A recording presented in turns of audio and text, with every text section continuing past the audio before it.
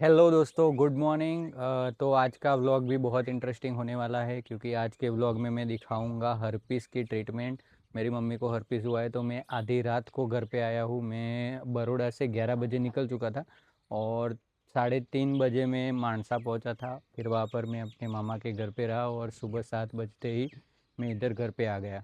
तो अभी मैं अपनी मम्मी के आयुर्वेदिक ट्रीटमेंट हर्पीस की क्या करता हूँ वो दिखाऊंगा, और घर पे आ चुका हूँ तो घर भी दिखाऊंगा।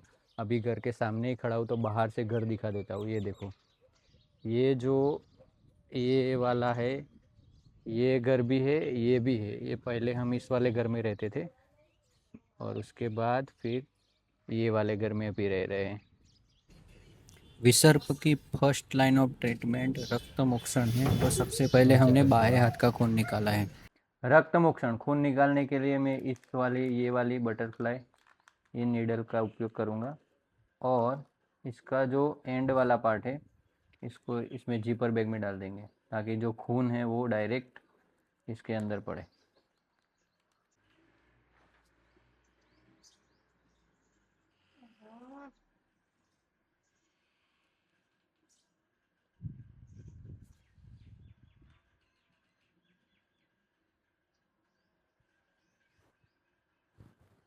ये वाली नस से खून निकालेंगे।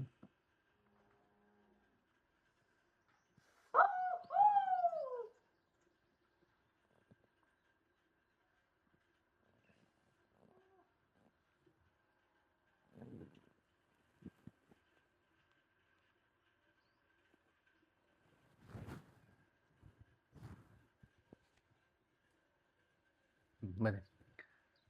तो अभी हर्पिस के बारे में बता देता हूँ जब तक खून निकल रहा है। तो हर्पिस जो होता है उसका वायरस नर्व गैंग्लियन में पड़ा रहता है लॉन्ग टाइम तक। और जब उसको फेवरेबल कंडीशन मिलती है, स्टिमुलस मिलता है, मतलब उसकी उसके साथ हमारी इम्यूनिटी कंटिन्यूस लड़ती रहती है, लेकिन जब भी इम्यूनिटी डाउन होती है तब ये एक्टिवेट हो जाता है। तो इसके अंदर लिखा है कि मेंटल या फिजिकल ट्रॉमा कुछ भी हो रहा हो। मम्मी को हाथ में क्यों हुआ? क्योंकि उनको लंबे टाइम से वहाँ पे दर्द था। तो फिजिकल ट्रॉमा और शायद उन्होंने स्ट्रेस वगैरह लिया हो तो उसकी वजह से ये हुआ है। तो ये इसका जनरली रहता है कि 1 से 2 वीक के अंदर ये चला जाता है, लेकिन ये जो होता है वो बहुत सीवियर होता है, बहुत सीवियर बर्निंग होती है। होने से पहले इसमें वसाइकल आते हैं, मतलब पानी भरे जो दाने आते हैं वो वसाइकल आते हैं। वसाइकल आने से पहले 2-3 दिन तक दर्द रहेगा। उसके बाद वसाइकल आएंगे और सीवियर बर्निंग होगी।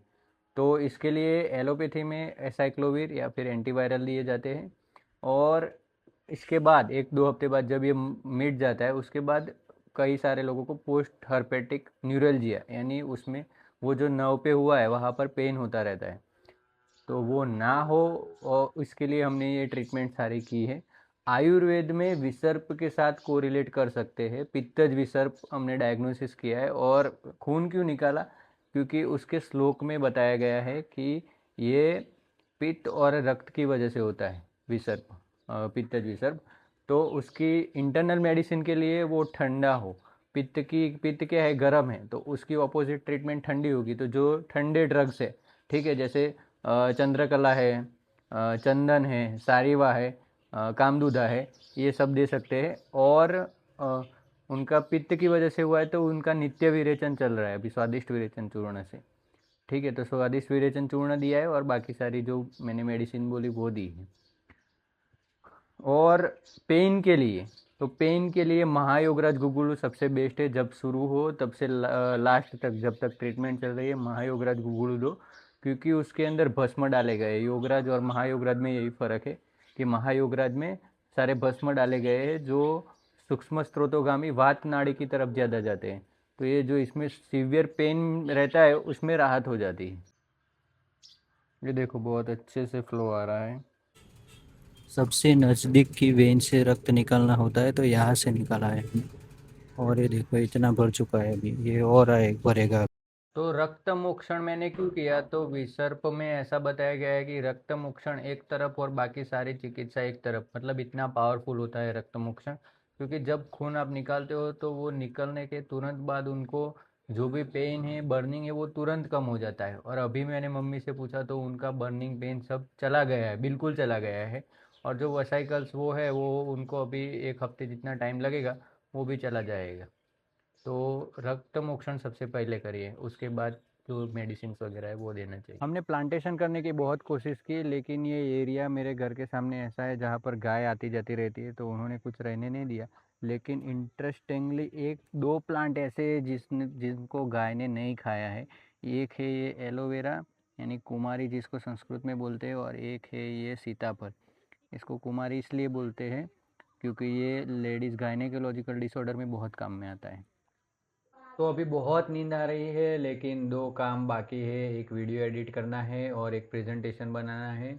तो बना के सो जाता हूँ। बहुत नींद आ रही है क्योंकि कल रात को भी सोया नहीं था, पूरा रात ट्रेवल किया, और आज दोपहर को भी नहीं सोया। तो वो काम निपटा के जल्दी से सो जाता हूँ। Good night.